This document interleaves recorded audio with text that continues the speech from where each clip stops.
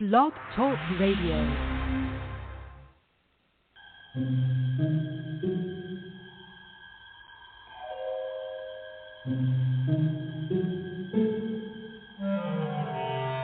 Archangels, ghosts, and Bigfoot, oh my. It's just another night for Supernatural Girls. Real stories, real answers to life's biggest supernatural mysteries. And now for another exciting interview with paranormal experts from this world and others.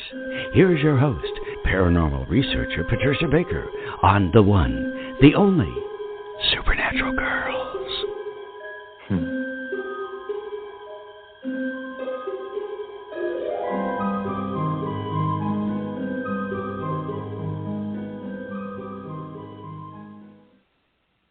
Welcome, everyone, to another exciting episode of Supernatural Girls Radio. I'm your host, Patricia Baker, here with my co-host tonight, Michelle Claire. How are you, Michelle? I am wonderful. How are you doing tonight, Patricia? I'm good, but I am so tired of the snow. I'm ready for it to go away. I really am. And today is what, March 2nd? I know, I got to come to Phoenix to get rid of the snow in New England. There's no snow here. It's 87 today or something like that. So you need to send it over. Send it over. We need it. We need the warmth. Oh, my goodness. But today's already March 2nd. Wow, how about that, huh? So time is moving pretty quickly, that's for sure. Now, do you have some new events coming up? Well, this Saturday, if you're in the Phoenix area, you can come up to Scottsdale. We are doing a sound and energy healing, and part of that will also be a mediumship reading. So that's in North Scottsdale. You can get tickets to those on my website. So I'm looking forward to spending that time with people. Oh, that's going to be fun. Again, you always do such a great job with these. So, yes, everybody should join in. And, of course, tonight, our hearts and minds are with the Ukraine and everything these people are going through at this terrible time. It's a very tough time for everybody. And I heard from someone that received a note from a pastor, a very interesting note, that basically said, look, please keep praying for us. Your prayers are working. And he sent a photograph of some type of missile that was embedded in the asphalt, kind of standing straight up. It never exploded. It hit and it didn't explode. Oh, wow. And he was saying, this is what I'm talking about. You know, your prayers are working. Please keep thinking of us. Keep praying for us. So, of course, that's what we do at Supernatural Girls. We always do that. When people ask for help, and certainly and at this time and in this place, they don't even have to ask. We know to do this. So, of course, we will be offering prayers and safety for everyone. We hope this comes to a peaceful conclusion. And despite what's going on right now, we're holding out for a miracle. We may need several, but that's what we're holding out for here for everybody. So it's interesting. I think of my grandparents, both Ukrainian. So, my goodness, I don't know what they would think about this today. So, anyhow, our blessings go out to everybody in the Ukraine tonight and all the people that had to leave the Ukraine and seek refuge in other countries also. And we're praying for their safety everywhere. And everybody's safety. We all need to be safe, right? We all need to feel safe in a tumultuous world. So tonight I also wanted to just add, please go to our Facebook page. Take a look at some of those stories there. We've had some interesting ones come up as usual. Everybody's spotting a lot of UFOs. That's out there on the Facebook page and many other things. So take a look there. Make sure you follow us, like us on Twitter as well. And we are going to be offering some more information about health products. So as you know, I'm big into health, big into providing alternative types of solutions to people with especially chronic health problems.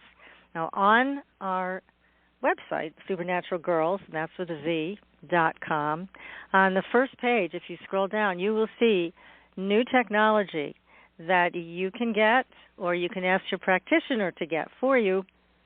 I don't sell these things, but there are links on the first page of Supernatural Girls where you can click onto it and go right to the page where the person in charge can give you more information. We have the Energy Machine, which is photosynthesized water and oxygen delivered into the lungs. We also have the Red Laser Watch and a multicolored laser watch from Dr. Weber in Germany, as well as other products that he sells. He also has a virus package, which they found in Germany was able to get rid of COVID within 3 days.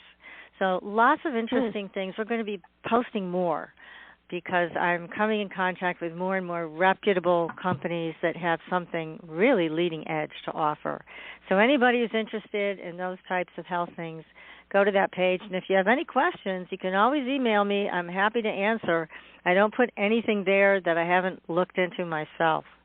And I just ordered my own Tesla coil. These are the coils they use to make the med beds, where they are now testing Parkinson patients to see how well they respond in their healing when they sleep on these med beds. Now, I like that kind of thing because then you don't have to do anything except show up. Right. You know, sleep. Right. Isn't that great? Yes. You know, or you can buy this little Tesla coil and you can put it under your bed. You know, there's no pills to take. It's like, hey, I'm all for this. I like it. I'm going to report back to everybody on this Tesla coil and what I find it does or does not do. I'll be very straightforward with all of you about it, of course. So I should be getting that tomorrow. So by next week, I should have an idea of how well this works. So I'll be sure to let you know. I'm so excited. And yes, let us know. Yeah, I will. This one is not horribly expensive. It's actually somewhat affordable. So I like that too. That's a good point. So tonight we have such a fascinating guest. We have Dr. Stephen Farmer, and he's the author of a new book about animal spirits, and we want to know everything he has to tell us about this. Now, he's a renowned animal spirit guy, and he, in his book, explains how profound encounters, these very profound encounters with spirit animals, affirm our intimacy with the animal world and with the world of spirit. His wisdom will help you understand your own spirit animal symbolism and the 5 major ways that spirit animals can speak to you and how to discern their messages. Now, all very important information. Now, Dr. Farmer is also a licensed psychotherapist, a soul healer, and he has actually several best-selling books and oracle cards available, including Animal Spirit Guides, Earth Magic Oracle Cards, Children's Spirit Animal Cards, that sounds very interesting, Healing Ancestral Karma, and his newest book, which is Animals, Personal Tales of Encounters with Spirit Animals, and he also has more oracle cards, The Shaman's Path. So, very exciting stuff. Dr. Stephen Farmer, welcome to the show. Well, thank you. That was quite an introduction. Thank you very much. Good to be on the show. Oh, we're loving having you here already because we talked to you again but before we even got on the air and got all excited about what you're going to tell us tonight. But how did you get into this aspect of psychotherapy? What is it that drew you in? Well, it really isn't specifically an aspect of psychotherapy. As a licensed therapist, which I got licensed, my God, I hate to say this, but it was 1975. After doing the necessary training and studying in school and all that, I was able to get a license as a marriage and family therapist, and which we're allowed to legally call ourselves psychotherapists because I felt like my work was broader than that. So anyway, I developed a very successful practice, I was doing good work. People kept showing up, referrals would come in, et cetera. And then I hit a place about, more than, I'd say close to 27, 28 years ago. I just started feeling a little restless, like there's something more here. I had gone through a process of, I would call it awakening to spirituality, and doing various organizations, Church of Religious Science, a group in Vancouver that turned out to be a cult, but I spent a few months there. And I didn't drink the Kool-Aid, fortunately, but in retrospect, it turned out to be very cultic. But I also got a lot from it, too, you know, and I'm really happy I did that. So I just glad I set the boundary there. Anyway, with that opening, I also began to look at something called shamanism. I was handed by a friend of mine or suggested a book called The Way of the Shaman by Michael Harner, who in retrospect I think is probably the person that's most responsible for bringing shamanic work or shamanism into contemporary culture more so than anybody else. You know, other people have contributed, don't get me wrong, but he led the way. He was an anthropologist that went down to South America, and before it became somewhat of a household word in the New Age metaphysical area anyway, under the supervision of a shaman, he ingested plant medicine that's used there and has been used there for thousands of years called ayahuasca. Oh, yeah. And in it, he had certain visions come up, and he apparently, I made this jump myself, after experiencing this, he realized there's really something to this. And again, at that time, anthropologists were not supposed to participate in ceremonies. So that's part of what I admire about him. He went, well, that's kind of silly. You know, let me participate and see, have an experience of it. And he did. God, that's courageous. At that time, was very courageous. Anyway, one thing led to another, and he made it. I heard him say this, is he said, as long as people are doing what we are doing to the earth, I'm going to teach as many people as possible shamanic principles and methodologies. And he set about to do so, and he's trained, or his organization, Foundation for Shamanic Studies, has trained thousands and thousands of people, including myself, people that you would recognize that are in the out front, you know, in terms of their shamanic work, etc. Anyway, so what a great commitment that he made to that. Mm-hmm. Oh, amazing commitment. He and his wife started this foundation, and they offer training. And one of the trainings is a 2-day course and kind of an introductory course. And he calls his particular system core shamanism, which means that he's studied, you know, various cultures that you could say are shamanic cultures, and he found certain threads that were the same or similar in some way to cross-culturally.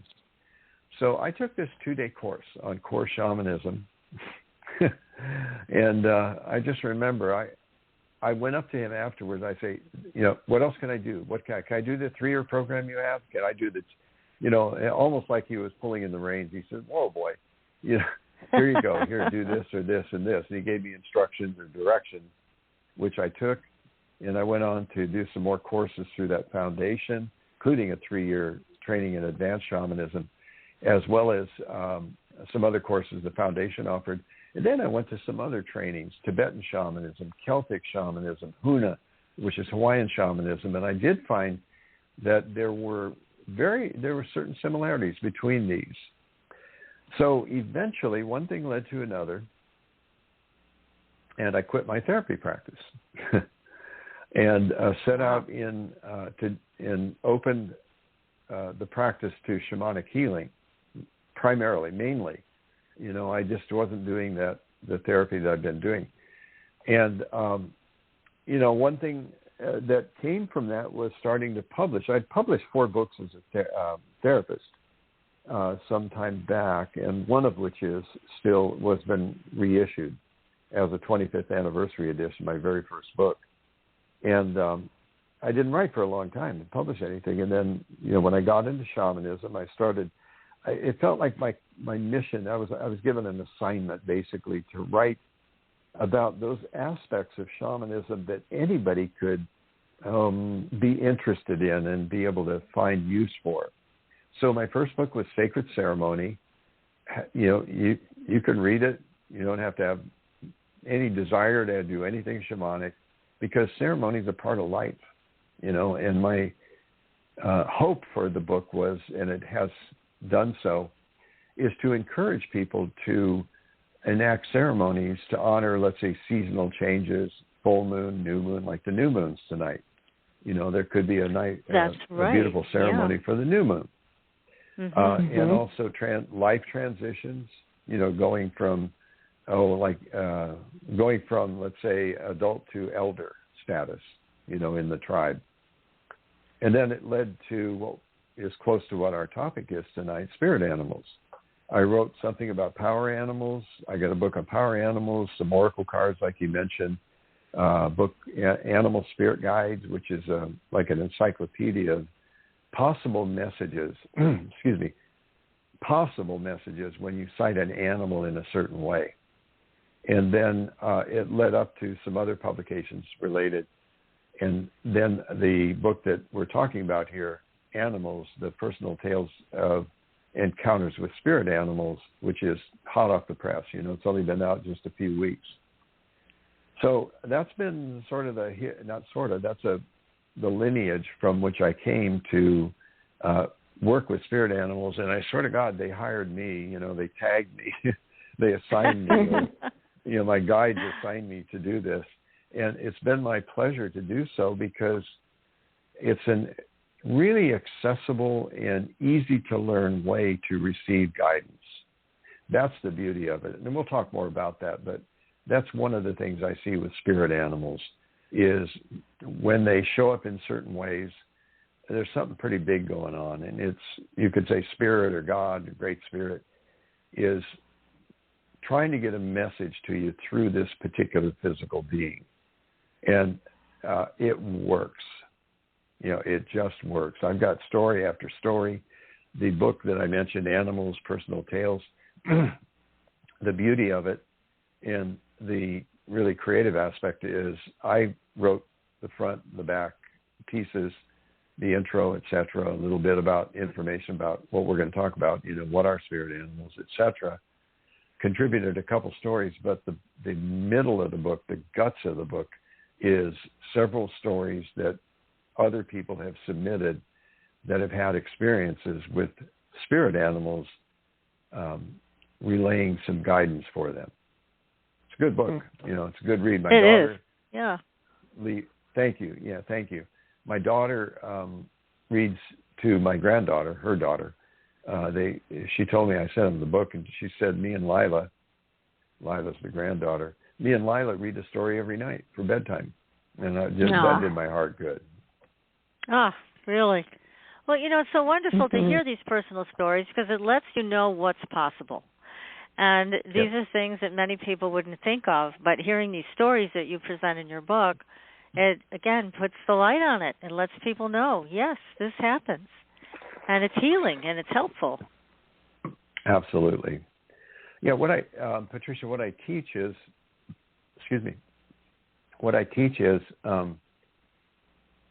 when an animal appears in an unusual way and or repeatedly in a short space of time, and that's whether the animal shows up physically or symbolically, there's something pretty big going on. And we can dismiss it, and we could say, well, you know, it's interesting that Crow just hopped onto the table where I'm having my coffee. Thank you, Crow, you know, Mr. Crow, or something like that. But when you begin to explore the possibility that this crow has landed there at the behest of, you could say, Great Spirit, to be a representative of the collective consciousness of crows, then you start to look at the physical crow in a slightly different way. That is an unusual experience. Right. And I'm just going to let my dog in. Sorry, he's knocking at the door here. I have a home office. No problem. So good Boy Scout. Good boy. What kind of dog do you have? What breed? Well, we have 2 dogs, 2 cats, 2 tortoises, and 2 chickens. We used to have rabbits too. And it's not a 50-acre plot here. It's a little suburban plot of land with a house on it that's in a really nice neighborhood, and it's got a park and all that. So, we've got quite a few animals for having such a relatively small piece of land here that we're in charge of stewarding. So this dog, in answer to your question, is about a 21-month-old silver lab named Scout, who is still very much a puppy. And we have an older dog, a 7-year-old yellow lab named Samson, who is, Scout's a little rambunctious. He's definitely an alpha male, whereas Samson is definitely a beta male. He's very sweet. He's like the lover. Scout's the one that wants to play all the time. So it's quite a pair. Scout always goes up to Samson, tries to get him to play, and Samson has nothing to do with him. Samson is 7 years old, so it's like, okay, I'm too old for this stuff. That's it. Oh, funny. Hey, oh my gosh. Yeah, they're delightful. Very delightful. Yeah, 2 different personalities for sure. Yep. Mm-hmm. So when you work with people, they come in, I would imagine, with either one of those experiences. Either something has appeared in the physical to them, or something's appearing in their dreams or in their meditations or visions, something like that. Either way, these are very important events that these people need to pay attention to it. So how do you work with them? Yeah. How do you get them to understand what the message is? Well, the first thing is, I would teach what I said is that that's great. That means the Spirit's trying to get a hold of you, trying to get your attention in some way. And there is, that's how Spirit is doing so. There's other ways. You guys know this. There's other ways that we get signs from, you could say it's signs from the universe or Great Spirit. There could be, we're watching a tree just kind of wave in the wind, and suddenly we get this thought in our head that kind of pops in out of nowhere. And we go, you need to flow a little bit more. And I go, oh, that's enough. The world is speaking to us all the time. And what we just need to do is be a better listener. And that's specific to my assignment, so to speak, and what I've been called to do here, in a sense, is to the best of my ability is teach others how to listen to the natural world. We've lost that capacity. It's been forgotten. I won't say, we have lost it. That's fair to say that. But it's buried, I think, really deeply in our ancestral memory. Long ago, I don't care what your ethnicity is, sometime long ago, or maybe even present day, like in indigenous communities, or for myself, I know I've actually met an ancestor, in a shamanic journey that was around, I think about 2,200 years ago, something like that. My point, though, to swing back here to what we're talking about with the natural world, we've disconnected from the natural world. It's really a sad statement. And at the same time, there's a deep ancestral memory that tends to be buried and covered over by all these accoutrements, to use a fancy word, of civilized society. What I also see happening, though, is there's a great, and you two are so integrally involved in this, and I honor you for that. I thank you for that. The best way I would describe it is this awakening process, awakening to that deep memory, awakening to some sense of a greater connection, a more intimate connection with the natural world. So that's sort of an encompassing set when we start to focus in and narrow it down a little bit to the animals. We're talking about not just animal communication. Scout, communicates. He can, pause the door. Pretty clear message. He wants in. Yeah. Or he goes, we got bells on the door. He'll go, ring the bell, say, oh, time to go potty. Okay. Or Samson, the older dog, will look at me and he's like saying at some point, because Scout's bugging him, would you get this guy away from me, please? But I'm not. Like two kids, pretend, yeah. Like a younger brother, annoying younger brother, little brother, or something like that. Anyway, so I don't profess to be an animal communicator. I do okay, but I'm not an animal communicator. There are people that are far better at it than I am. I do okay, like I say. However, there are people, and one of the stories, the front end of the story, I recommend those of you who have the book or if you decide to get it, just an amazing story about a woman who is an animal communicator, Laura Raleigh, and I'm going to be on her show, I think, in a couple of weeks. That's what she does. That's her living, is helping people with communication from the animals. I'm more like the spirit animal side. That's what I've been called to deal with and to teach and to do and write about, etc. It's really encompassed quite a bit of my writing, has been related to that in some fashion. And I've noticed I'm kind of rambling here a little bit, but to get refocused, the natural world is something that we're becoming reacquainted with. And also we're being, I think there is this awakening process. I don't know there's a starting point to it. I think the 60s certainly were a time of something's got to change here. I'm a child of the 60s, and I certainly know at that time, John Lennon's song and the Beatles song about revolution. If you're going to say you want a revolution, I don't want to fight. Anyway, I don't know when. Yeah, but I think you're right. All of us are feeling the need for more of that connection to nature, connection to our animals. I was watching. I always watch trends and what people are being drawn to, and I saw this man on TikTok talking about how he goes outside, he puts his hands out, the birds land on his hand, and he has photos and videos of him with all kinds of wild animals, and people were fascinated. They're like, how are you doing this? We want to know how you do it. He says, very easy. I go outside and I am grateful to nature. And then he went on from there. It was fascinating. But what I was so interested in was how many people wanted to know, how are you connecting? And that's a really good sign.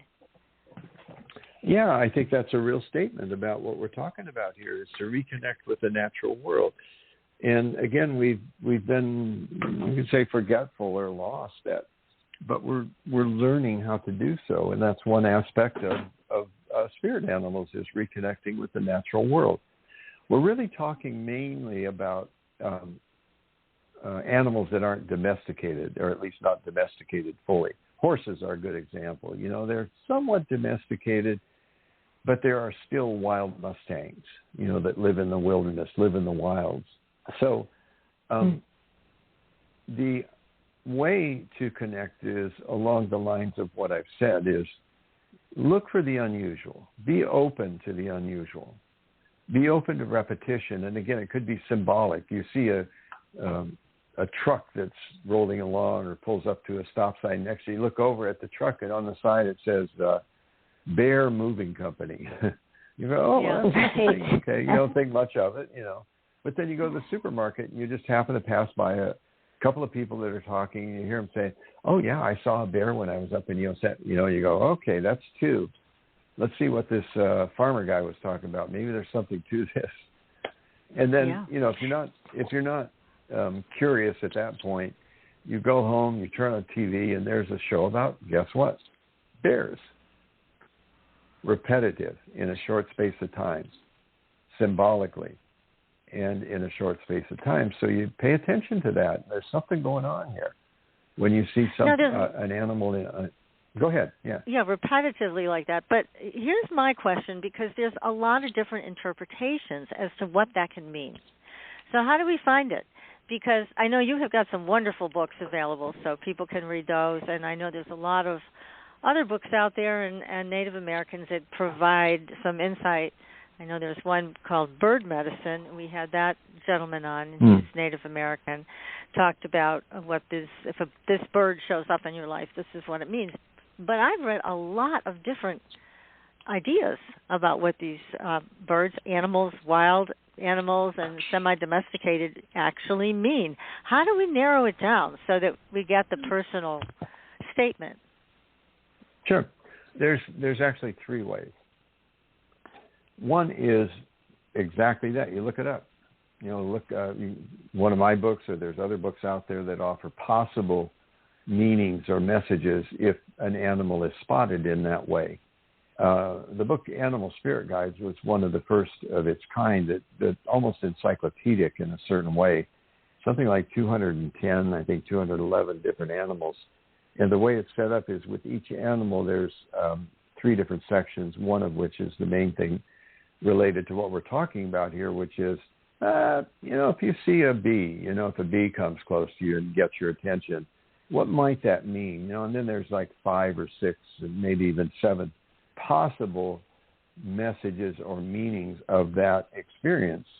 And what I advise people then is, go ahead, read each message and then see which one resonates with you or clicks or you get a hit on, you get a feeling, a sense maybe that, okay, that makes, bee. You need a little more sweetness in your life. Okay, that makes sense. Good, okay. Or the same, busy as a bee. That might be one of the other possibilities. So it's time to get busy. Get the work done that you were planning to do, something like that. Mm-hmm. So that's one way. The other is related to that. Number one is the internet. What a great, we can access so much information on the internet. And one of those, what we can access is to put in a search engine, the spirit animal, and see what shows up. Again, something there will sort of click with you is the best way I would say it, or resonate. I like that word resonate because it's a sensory word. There's like a vibration of sorts. Or you get chills or something like that tells you, that's the meaning that makes the most sense. Because not every interpretation of the meaning of a sighting like that will necessarily click for you or resonate. But typically there'll be 1 or 2 that really speaks to you. That's one way.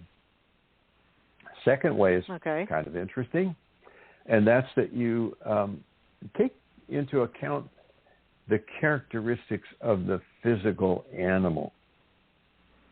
And in those characteristics, you can sort of extrapolate, not sort of, but you can extrapolate the message with the characteristics or a characteristic serving as a metaphor for the message. I'll use the example of bee again. So I don't look at any book. I don't go to the internet and go, okay, let me think about what are some characteristics of a bee? Well, they are busy. They seem to be like really busy gathering all the time, getting honey. Sweetness, maybe something to do with sweetness. Okay, that makes sense. I've been feeling sort of sour here lately. And either I need to sweeten things up a little or I need to provide in some way more sweetness in my life. Getting busy, maybe I extrapolate that from the characteristics of the bee. And that means, okay, this project I've been putting off, or I've been busy getting distracted or something like that, it's time to move on. So let's just the 3 of us, let's just talk about another animal and see what we can decipher, from the characteristics. And this is the second way, like I said, that you can do this. Let's say dolphin. Mm-hmm. Okay. Now let me put it out to you first, just off the top of your head. We're not looking for the right answer. When you think of a dolphin, to the extent that you know about dolphins, what comes to mind? What are some of the characteristics of a dolphin? Intelligent. I was going to say the same thing. Good. We're reading each other's minds here. Okay. We are. Good. Playful. Good. You guys are good. Playful. Okay, good. Mm-hmm. Swift. Anything else? Laser focused. Swift. Okay, good. Laser focused. Compassionate. Good. Compassionate. Okay, good. That's a lot right there. Okay, out of that list, if you were, say you had a dream about, a really big dream, very vivid dream about a dolphin, any of those might be, you can extrapolate as the message, for you. And it's the one that hits home, resonates, like I say. Another interesting characteristic of the animal, the physical animal dolphin, is this: echolocation. What that means is that you can actually, I've heard audios of a dolphin, and how they have clicks as they're moving through the ocean. They're clicking. Something like that. That's a poor imitation. And what's going on there is they have this capacity to send out those clicks, those sounds, that then bounce off of the various objects underwater and return to them so they can perceive the geography of the water based on those clicks. Another way to say it, it's a form of radar.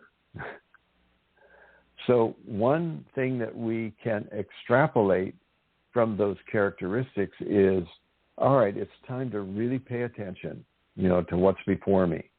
Notice what's before me. Pay attention to it. Peripheral vision as well as central vision.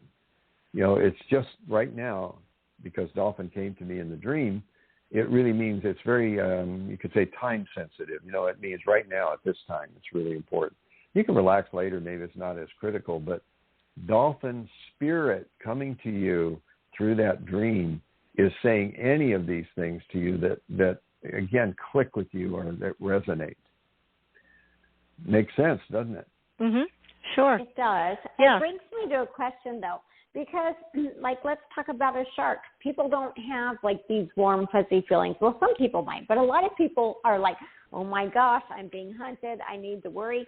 How do you take a spirit animal, say something like a shark, and not feel, I don't know, I want to say maybe almost threatened by, oh, my gosh, this has shown up 4 times this week. Do I need to worry about this? Yeah, no, that's a really good question, Michelle. First, you got to take the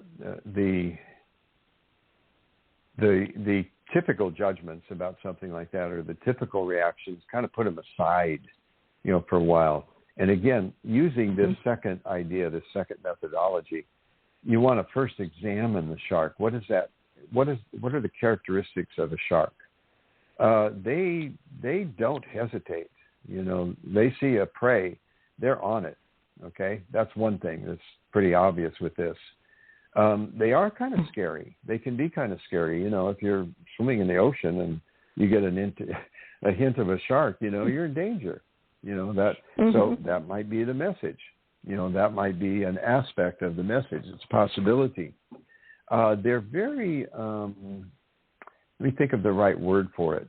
They really flow, through the ocean. It's not a real jerky, spasmodic sort of thing. They are really in the flow. Another one is that they are underwater. They come at you from the deep, not at you, but, when they dive relatively deeply, not like whales, but they're able to also surface quite readily. So it may be that you need to dive deeper. You may need to, you might need to dive into your emotions, because water and fluidity, sometimes they're representative of emotions. So those are some characteristics of shark, or a shark, I should say, the animal shark, that can indicate a message to you that could be meaningful. Maybe you are in a somewhat dangerous situation, or maybe you are in a situation where you're feeling threatened. It's a possibility.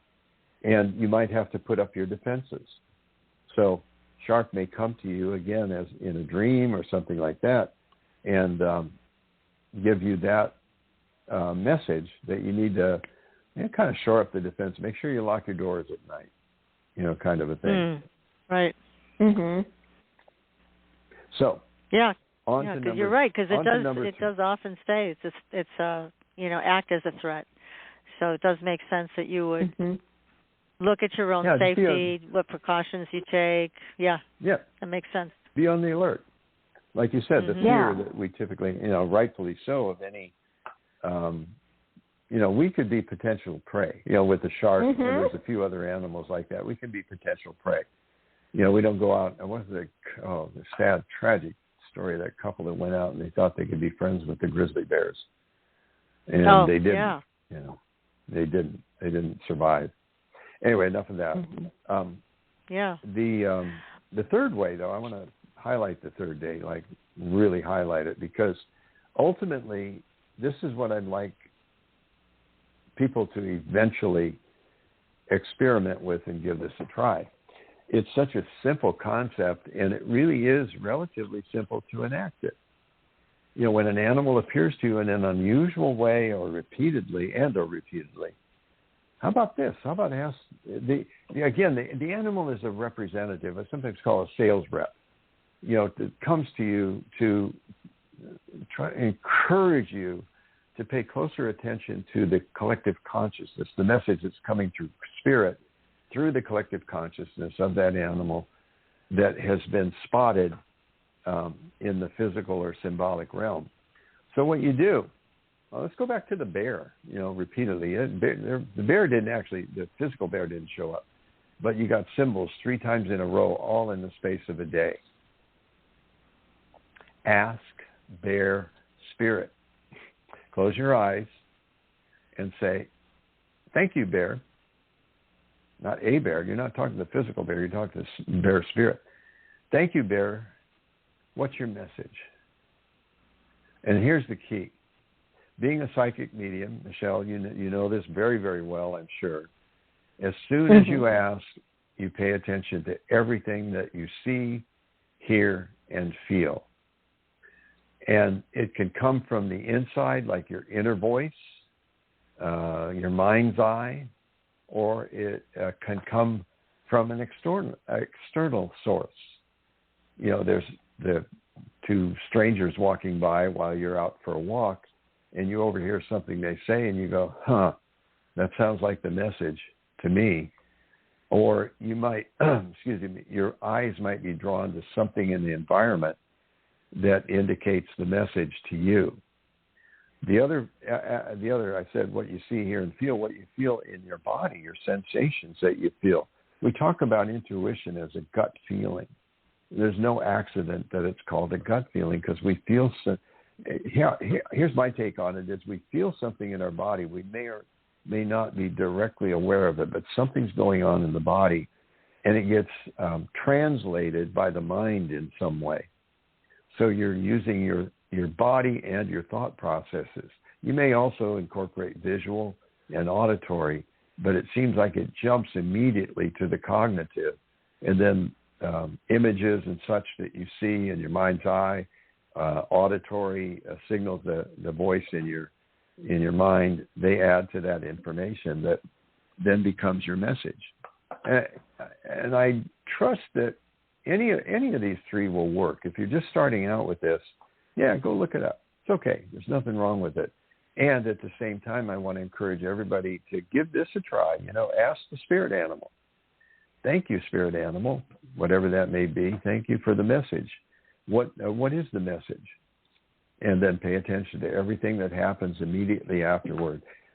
I think you'll be quite amazed, at how clear the message can be most of the time. I don't know about you guys, but I like the messages that come in. I much, much prefer ones that are like really straightforward and real clear. That's why I enjoy Raven Spirit, because he doesn't hold back.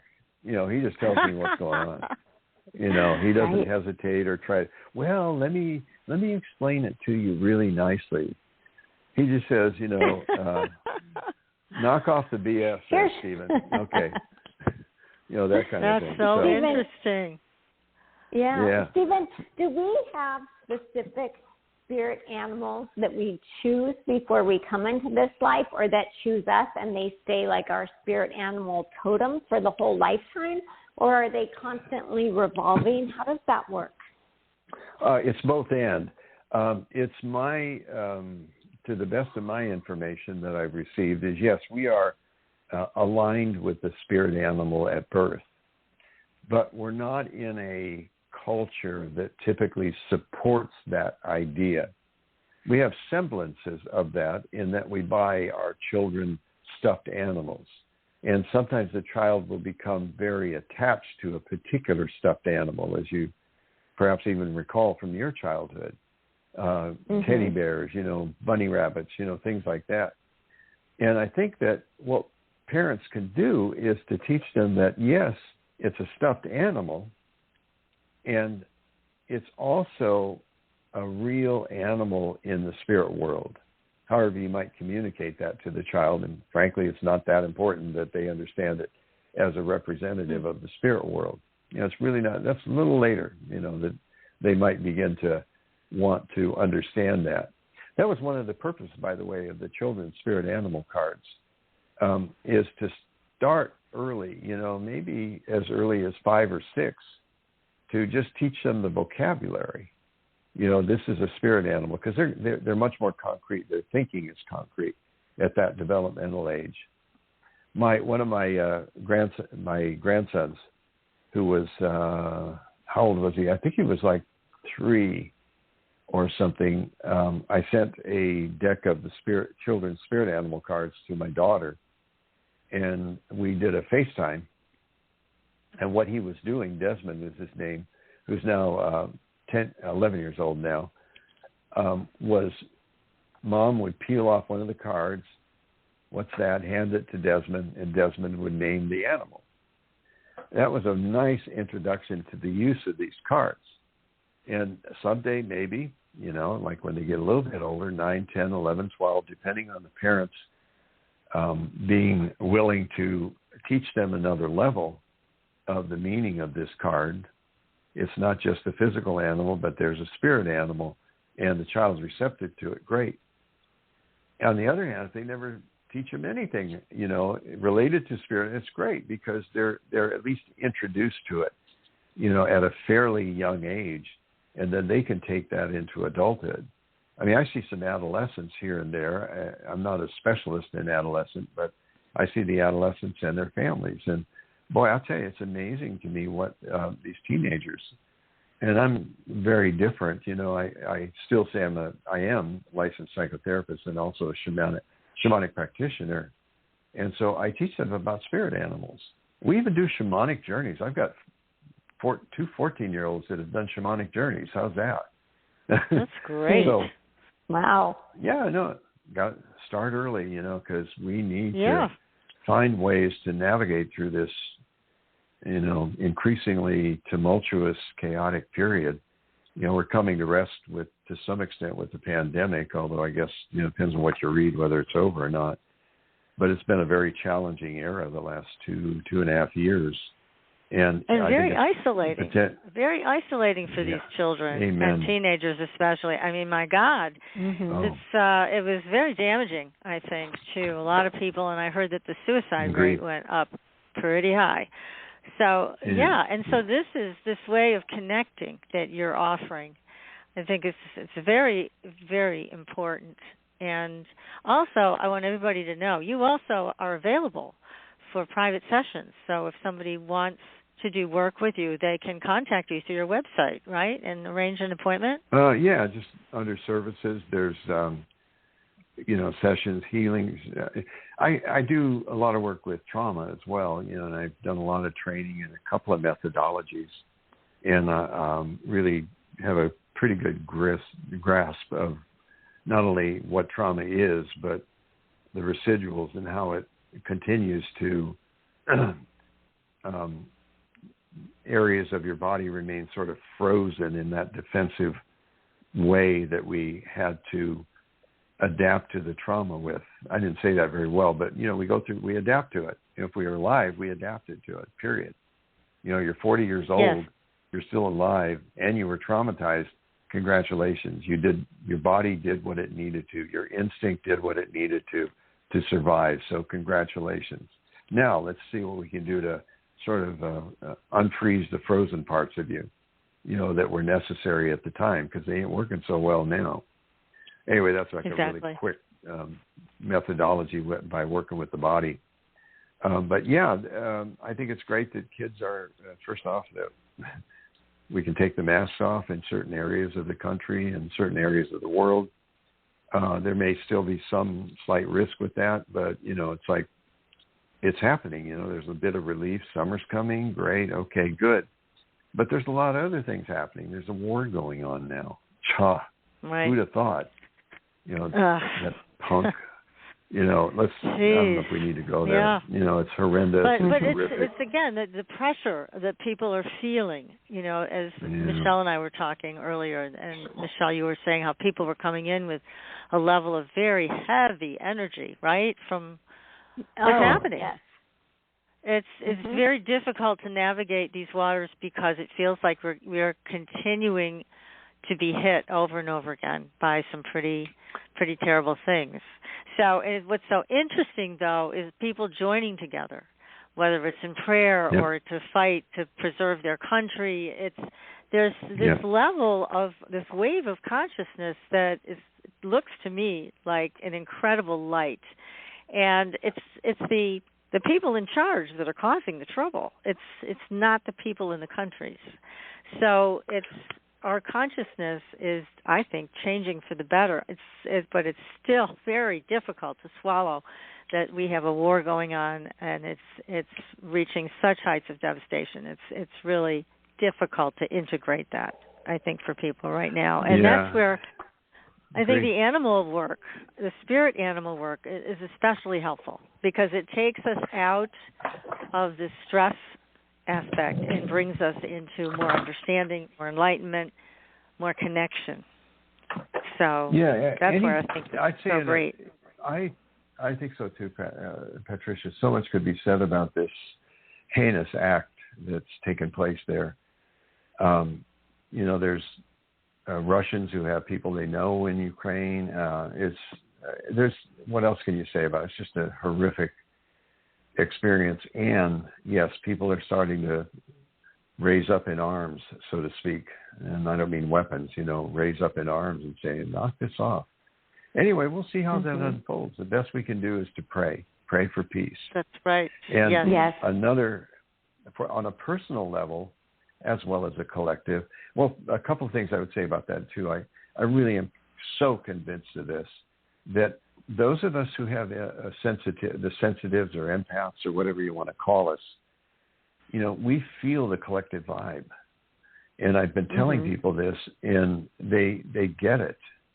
That, you've got your personal reactions, et cetera, to whatever it may be, whether the war or something else or personal matters, but they get amplified by these waves of this fear and anxiety that's in the collective. And where that turns to, it's like what happens with animals. You know, if an animal an animal perceives a threat, the first thing they do is alert and assess, really quickly, instinctively. And if there's a danger or a perceived threat, what the animal resorts to first typically is depart, leave, get out of there. If you can't escape or the animal can't escape, the next possibility would be aggression, to fight your way out of it. But what if you can't escape and you can't fight? What happens? You collapse.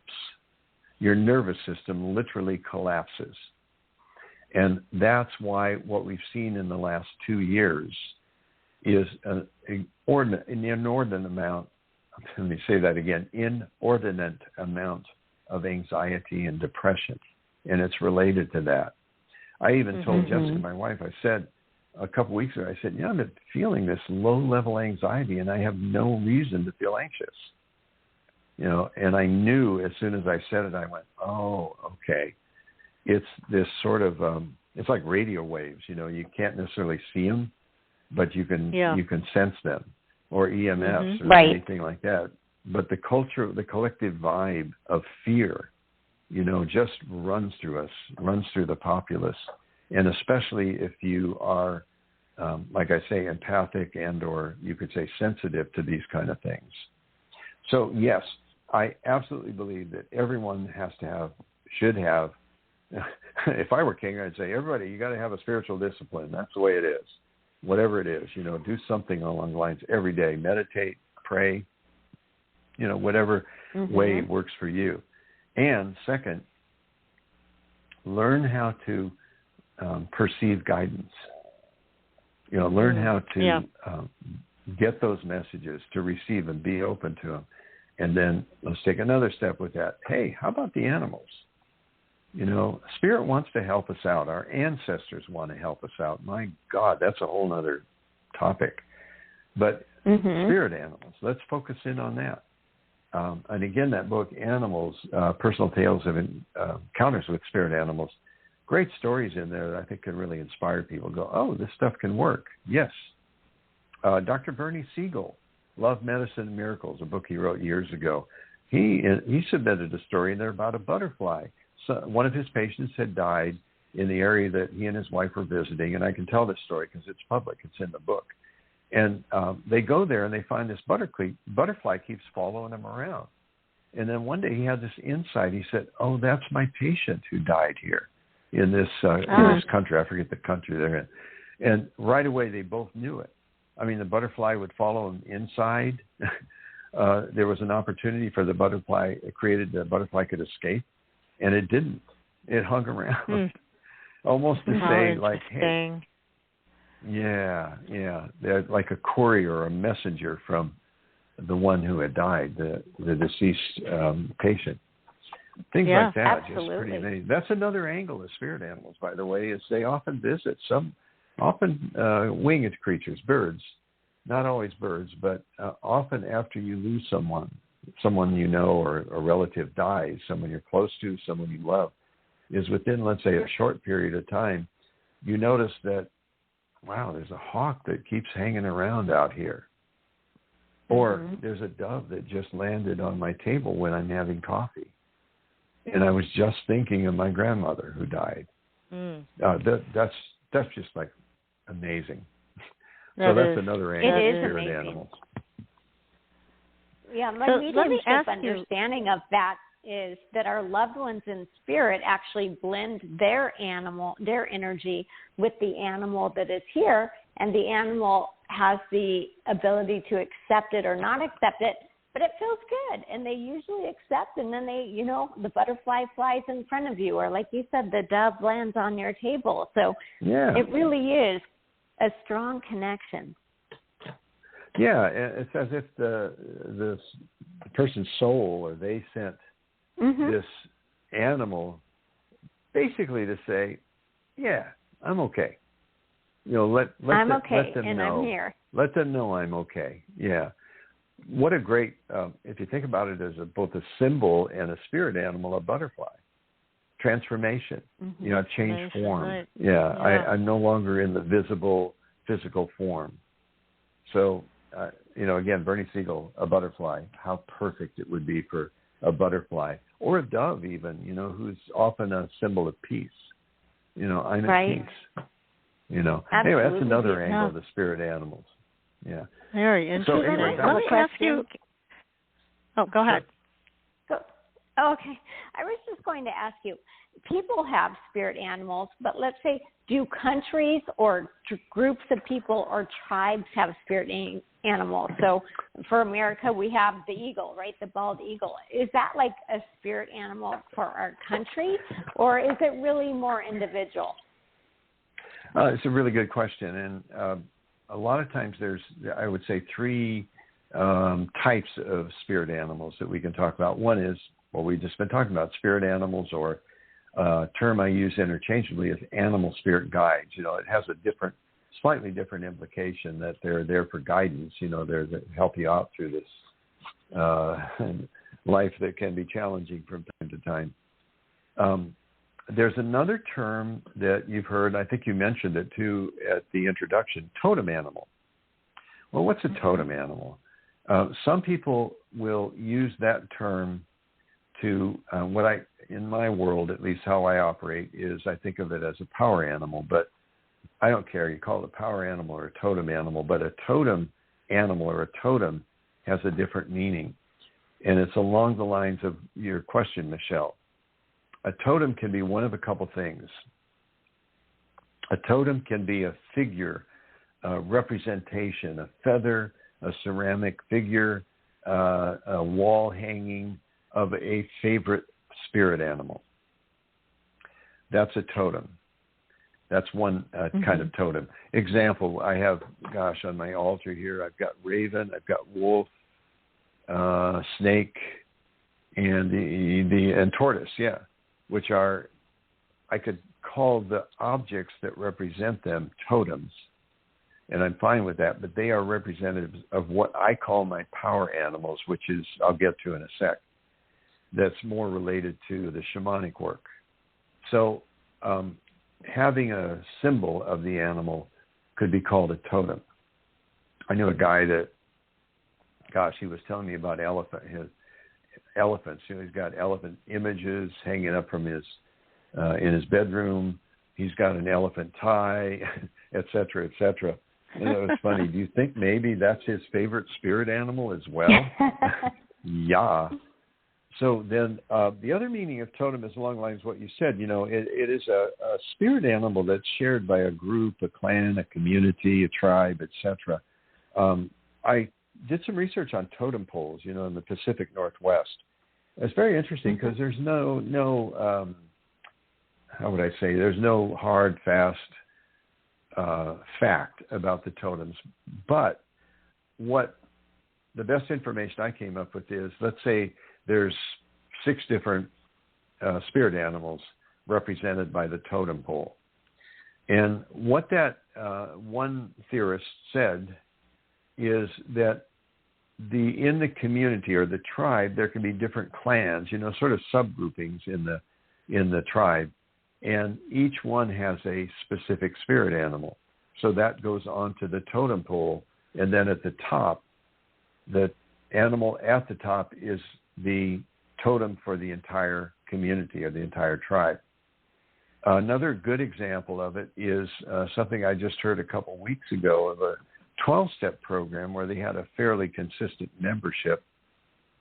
And they started talking about spirit animals and totem animals, and they came up with an agreed-upon spirit animal that was then and from there on their totem for the group. We have other representations of what you could call totem animals, quite a few of them. That is sports teams. Philadelphia Eagles, Los Angeles Rams, yay Rams.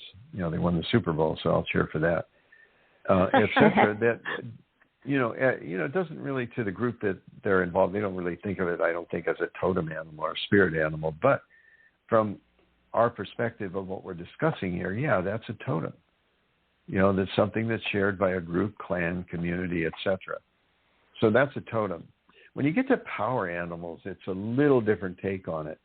And for our purpose, I don't care. It doesn't matter to me whether you call it a totem or a power animal. It doesn't really matter to me. However, I would qualify that by saying that I first came across that when I was introduced to shamanism, that every shaman has at least a couple of power animals. Well, who are power animals? Well, they're animals that they work with specifically for different functions.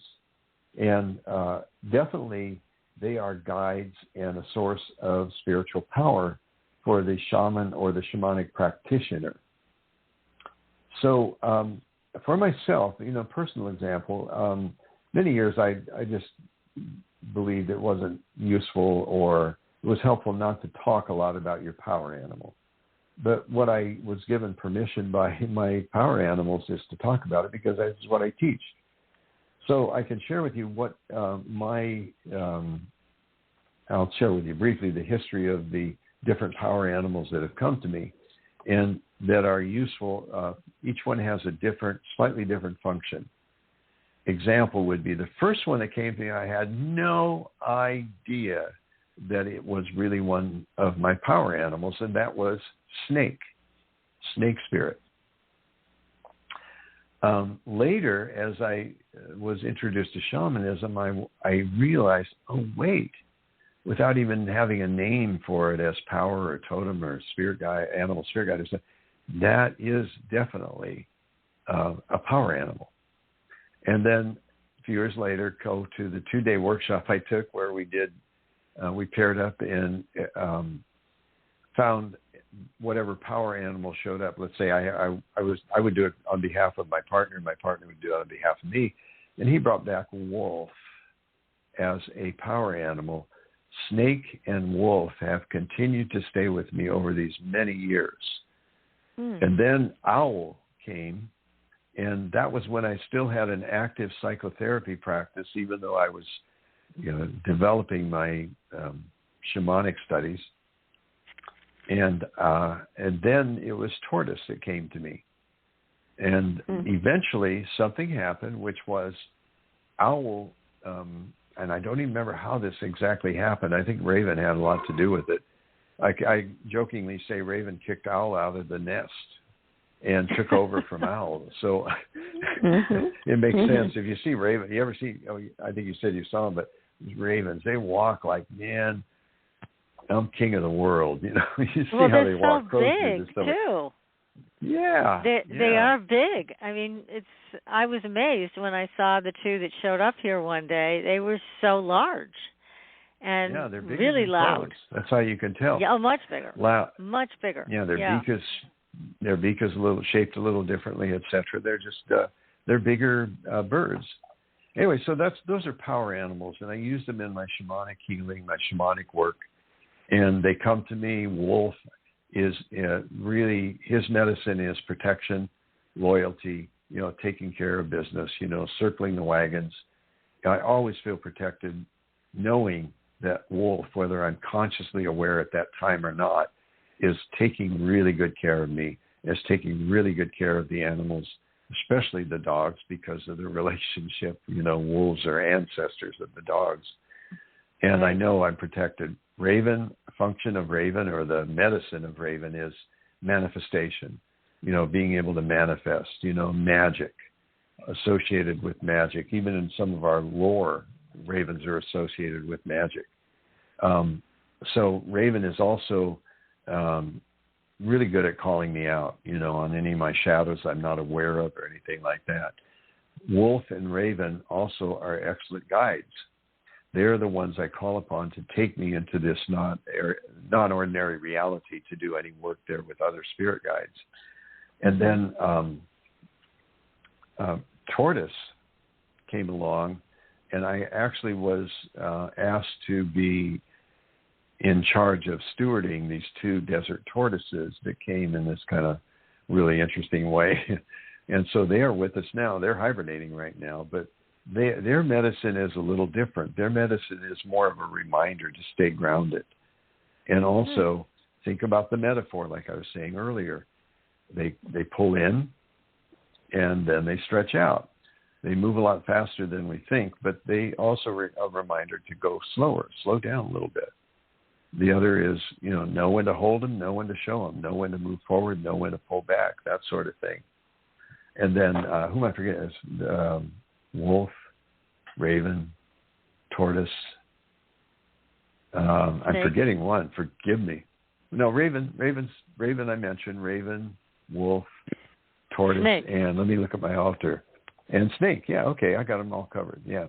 Okay. So Snake is more. Snake is a healer. Surprisingly, Snake is a healer. So when I do my shamanic healing, Snake is always present. And thank you, Snake Brother, because it's been an incredible journey with Snake. I even have one thing after another is developed with my relationship with Snake Spirit. And then I came across this amazing book called Cosmic Serpent by Jeremy Narby, subtitled DNA and the Origins of Knowledge. And he is an anthropologist like Harner, came across Harner's work, decided he wanted to go to South America. He went there, again, ingested the ayahuasca, had these visions, and many of the visions were serpents and snakes. And he got very intrigued by that, came back, and he went into an exhaustive research, microbiology, historically, etc., about snakes. And what he found, so interesting, is how many cultures had snake symbols in them. Even our own, U.S., the caduceus. Yeah, that's right. But it was both in medicine, plant medicine cultures, and those that didn't use plant medicine. And it was so intriguing. So he put forth this theory, this premise, that long ago, shamans would frequently see images in their work of snakes and snake spirits. They'd often see, and he replicates some of those images in this book, Cosmic Serpent. There were also a fair number of visions of two intertwined snakes with something connecting them, like rungs of a ladder. They were seeing, according to this premise, they were seeing the DNA. They didn't know what DNA was. You get what I'm saying. It's like here they are. They had to have some analog that they were familiar with, and it was snakes. And there's a whole story about that, how DNA, in my oracle cards, I've got a new deck of oracle cards called Messages from the Ancestors. And it's divvied up into 4 different categories. In the first category, there's only one card there, and it's DNA, the master ancestor. The premise being is they came across time and space, landed on the planet, and as you say, the rest is history. They formed collectives, adapted to the ecology of the time, kept changing, modifying, et cetera, et cetera. And here we are, those molecules that are floating around in our bodies right now are the master ancestor. Think about it. Makes a lot of sense if you think about it. Yeah, that is fascinating. And the Aboriginals, that was big in their paintings and their cave drawings. Yep. The snake. Yeah, it took high priority. Serpent. Yeah, Rainbow Serpent's the creator goddess. The belief is amongst most of the communities, I understand it, that's the creator goddess, went across the land and formed everything. Phew, they're all over the place anyway. So anyway, snake spirit also, there's another story I won't get into, but snake's purpose for me as a power animal is to assist me in any healing ceremonies, and I'm eternally grateful for that. It makes a lot of sense. So that's wonderful. That's power animals anyway. That's an example of power animals. Wow. Can you talk a little bit about ravens and crows? I mean, they're, again, black birds, very intelligent, both crows and ravens. What's the difference? I mean, with ravens, there's a certain energy. With crows, there's a different energy. What's the energy? You talked somewhat about the ravens. What about the crows? Well, I think that crows are a little more accessible. Around here we have crows. I see them out there from time to time, and there's I love how they call it a murder of crows. I have no idea where that came from. No, it's a group of crows. Okay, that sounds so diabolical or something like that. But anyway, crow as you pointed out, the ravens are big. They're quite a bit bigger. Their physical structure is a little different in that they are larger. They also have a different sort of a beak, and yet they're also very similar. In Australia, speaking of Australia, there's magpies. So they're part of that family. I often refer to crows as cousins of raven. They're very, very similar. Their energies and their gifts their medicine is very similar too, although I think it's much stronger with raven. And that's the medicine of manifestation, as I mentioned, magic, etc. So when I see a crow in an unusual place or an unusual way, I refer to that crow and ask the crow, what's the message, knowing that crow is biologically connected to raven. So I really feel like I'm speaking to both crow and raven in raising that question. So that's the difference as I see it. Just crows are a little smaller physically, etc. They tend to hang around in groups. Ravens tend to be a little more solitary. You don't see a lot of them necessarily. There might be one or two. I think you had an experience with a couple of them that were hanging around like that. But you don't see, like, you look at crows, there's like a gang, 20 or 30 of them at any one time flying around. Whereas ravens, again, tend to be a little more solitary. And raven is also, a reflection of my makeup and characteristics. I wouldn't say solitary, but once I do a workshop or something like that, I need to go and just be quiet and still for a while. And that's characteristic, that is a reflection of an aspect of Raven as well. Ah, okay. So that's what I see as the difference. But if you work with Raven and you don't see a lot of Raven, I don't see a lot of them around here. I look to see, is there a crow showing up in some unusual way, or again repeatedly, and if so, then I realize that it's really trying to reach me. A Raven is trying to reach me through Cousin Crow. Okay, that's interesting. So you can do a kind of a handoff like that. That's very interesting. Yeah.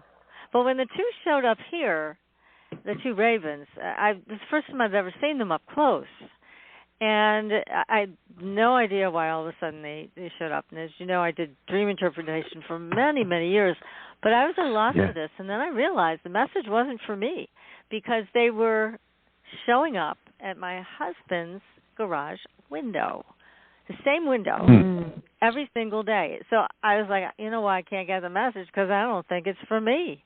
But I enjoyed their presence. They were really spectacular to watch. But yeah, so I don't know. I was just kind of watching that one from afar, enjoying it very much, but I couldn't get the message, and I think that's the reason why. All right, let's try something. You guys game here to try something out? Yeah, absolutely. Okay, yeah. All of us, all three of us. Let's take that experience, the memory of that experience is what we're working with, but it's still, you can still work with it. And let's try out number 3, what I said about I call it direct revelation. Now, it's a very fundamental principle of shamanism as well as other practices like psychic medium. You get the information directly from, not through an intermediary, like certain religious practices. You got to go to the priest or the preacher or something like that. No. You can do this. You too can try this at home. Just go directly to the spirit animal. So here's how you do this. Here's how I do it is take a couple of deep breaths, relax a little bit, and that opens you up to receiving, especially if you let out the exhale a little slower, and that opens up your nervous system a little bit more. And let's try that collectively, you and the three of us collectively. Ask the message, ask Raven or 2 ravens, what's your message? Okay, ready? On your mark, get set, go, and see what you receive. Okay. Got it. Let's see what comes up. Go. Go, girl. What you got? Okay. The first thing I got was, it is for your husband, right? But they were on the outside looking in. They were on the outside looking in. And part of that message was, don't miss what's right in front of you. And also, it's okay to step out into something that feels maybe uncomfortable or loud or obvious, but you've never tried it, but try it. I don't know your husband at all, but I felt like that was part of the message for him. Good. That's good. A little bit, too, like they were encouraging him to step out of where he was. I think that's right on the money, Michelle. I do. I think that's absolutely true. Yes. Change Patricia, consciousness. did you get anything? Or? No, I was just I'm kind of not getting anything, but I like what Michelle just shared, and I think it does fit. Yeah. It does fit. Yeah. What did you get, Stephen? I got a weird message, kind of like and I get auditory messages. That's how I typically perceive the messages. And it was, I have to think back on it, but it was twice the price, twice the fun. And let me look at that a little bit more closely. Twice the price. That you've got to pay the price in order to really enjoy life. And it's not a heavy price. It's actually quite light. And also be aware of your dreams, your visions, etc. They appear in the darkness, and allow them to move to the light. Yeah, that's pretty good. I like that one. Yeah. Those are good too. I don't quite know what that means. Twice the price, twice the fun. But that's the first thing that popped into my head. So, okay, bingo. Here we go. There's more coming in. Download. I'll put it bluntly. He needs to have more fun. Play. Yeah, I think that's true. Yeah, I think, enjoying with an optimistic, the optimist versus the pessimist. That's a big one. So yeah, very interesting. Both you guys had good stuff here. Good stuff. And I think Patricia, Michelle jumped on it right away. She's like in it right there, and even faster than myself. And I think given a little more time, I would invite you to do that. After the show, is just take a few moments when you get a quiet time and say, Raven, what's your message? See what you get. Mm-hmm. I think you'd be surprised. I will. Usually I have a lot of messages that happily come through. Some of them, like the message I got one night, was I'll tell you this, it was, I don't know why this happened, but the week before I left to go to North Carolina, I was doing an article about a spa. I turned to my husband and I said, we're going to have a terrorist attack on American soil. And he burst out laughing. He thought that was the stupidest thing I've ever said. And I went down to North Carolina, and the night before I left, I had a dream about a spirit animal. It was a shark. So here we are back to the shark. Oh, wow. Good one. This shark was as tall as the tallest building. The next morning was 9/11. So there was a spirit animal showing me this is what's going to happen, and it did. So I get these messages a lot, whether they come through dreams or visions, but it's a message from me. And I think that other message that came through from the Ravens, as much as I enjoyed them, it really wasn't for me. But I love getting messages from animals, either in the flesh or in the spirit, and I really believe what the Native American chief said is true, and what he said was, every animal knows more than you do. I believe that's true. And I think the work you're doing also, Stephen, is so important, especially with children, because it helps them to get a high level of respect right away. And I think that's one of the things that's been missing, whether it's spirit animals or animals in the flesh, is we need to respect these animals. They're more than intelligent. They know more than we do. They're more connected. And so your work is, I think, incredible. And we need this. We need more of you. You should clone yourself. Absolutely. More of you doing this work. There's a few of us out there that are doing this work. I'm just blessed and very grateful to be able to do so, because it really is a service. There's an exchange involved, of course. The books sell, and I get some money and all that. Not that much money from the books, believe me. But it's more I think the exchange, in one sense, a little more abstract, but nonetheless real, is just the satisfaction. When someone gets a message by going through these processes that I've described and we've talked about here, it's just delightful. It just makes my heart sing, like, yeah, way to go, way to go.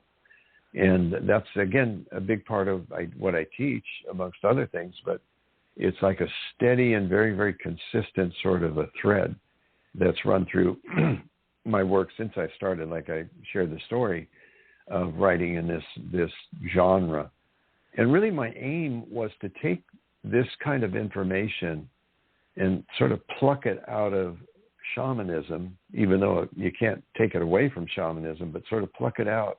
I remember even that first book, it was so clear on why I was doing it, is to take the principle that's very shamanic, which is sacred ceremony, and move it a little bit closer to mainstream, so that even somebody who never heard of shamanism can read it and benefit from it and be able to enact ceremonies in a different way, maybe with a little different slant. You really treat the rituals and such as ceremony. Sacred ceremony. And then naturally it evolved, to a lot about the spirit animals. Like I said, now it's even, it extended now to ancestors. I've got one of my latest books is Healing Ancestral Karma, and my latest oracle cards, as I mentioned, are messages from the ancestors. So they're tapping us on the shoulder too. In fact, you want to hear an interesting premise? Yes, please. First, it's really easy to see we are animals. We're the human animal. We are apes, that learned to walk on 2 feet a while back.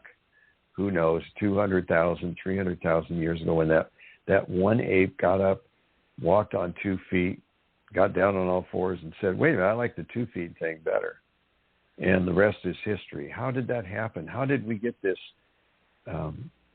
I call it self-reflective consciousness, where we can look back and we can be aware of ourselves. Where did that come from? I say, go to YouTube and look at the first few minutes of Space Odyssey, 2001 Space Odyssey. It's a trip because it's a great metaphor for how this kind of consciousness was installed. And it's not unique. I think you made that comment, Patricia, you might have made that comment a while ago about dolphins. Yeah, they're as bright as we are. They're intelligent. They're very intelligent beings and seem to have that sort of self-reflective consciousness. But how was it installed in this animal body? I think it's, whatever explanations you have for it, it is a miracle.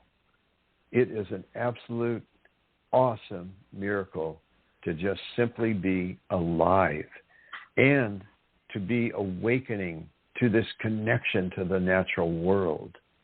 And we're beginning to see how the ecological shifts and changes that are taking place, with climate change, are perhaps making us appreciate that even much more.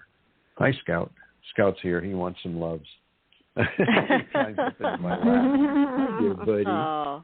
As if to say, yes, we love you too. Yeah. And there is that exchange with domesticated animals, especially dogs and cats. Yeah. We got them both here, where they just show you love and you love them. It's either that or they're just happy that we feed them. I'm not sure which. That's a joke. Yeah. No, they give love, give lots of love and lots of pleasure. Thank God. And brings us close to the animal world by having domesticated pets in that way. It really does make a difference, I think. Yeah, it does. And how they perceive other animals is interesting to watch. So, yeah, it's the whole animal kingdom is such a blessing. And I'm glad that more people are being made aware of how they can work with their own animals and work with spirit animals and develop a higher consciousness through that relationship. Yeah. It's wonderful. And your most recent book, please give us the name of that again. That one is Personal Tales of Encounters with Spirit Animals. Is that it? Right. Yeah, headline is Animals. And then the subtitle, Personal Tales of Encounters with Spirit Animals. And I want to say one more piece, before we finish here. I think the other idea I wanted to introduce is when you are gifted with messages from spirit animals, what I'd like to see you do is, based on a principle of reciprocity, give back to the animal kingdom in some way. Time, energy, money. There's some organizations out there that are doing just an amazing job. Humane Society of the U.S. is one that comes to mind, where they are rescuing animals. They're finding, just doing some tremendous work. Defenders of Wildlife, they focus on the wolves, that have been decimated, and to reinvigorate the population of wolves. Anyway, they give back, taking care of animals, like I mentioned, the ones we have, that's a give back. And just do that with a consciousness of that term reciprocity. That's important. That's a wonderful message. Thank you so much for that.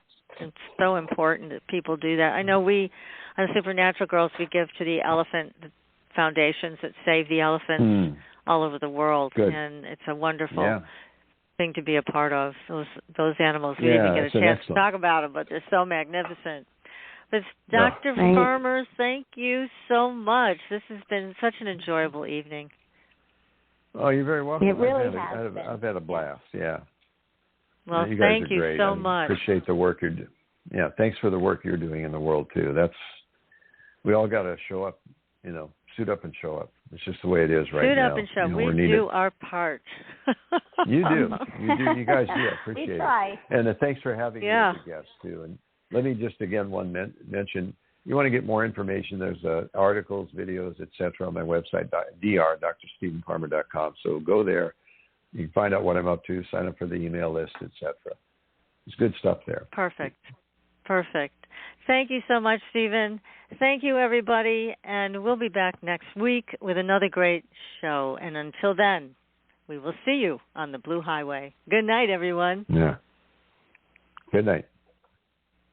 Good night. Thanks for listening. Tune in next week for another radio adventure with Supernatural